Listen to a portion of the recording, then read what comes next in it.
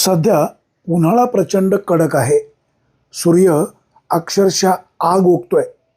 एवढं मोठं टेम्परेचर असतानाही ऊस तोडणी मजूर बिचारे भर उन्हामध्ये ऊसाची तोडणी करतात.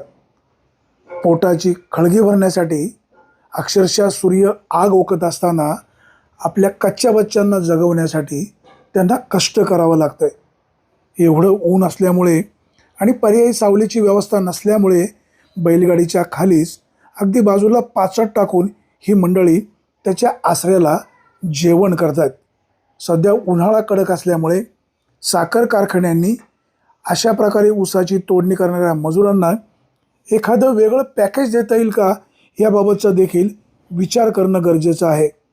ECमध्ये बसणारे चेअरमन, अध्यक्ष, अधिकारी यांना ह्या लोकांची दया कधी येईल का, हाही प्रश्न तितकाच महत्त्वाचा आहे.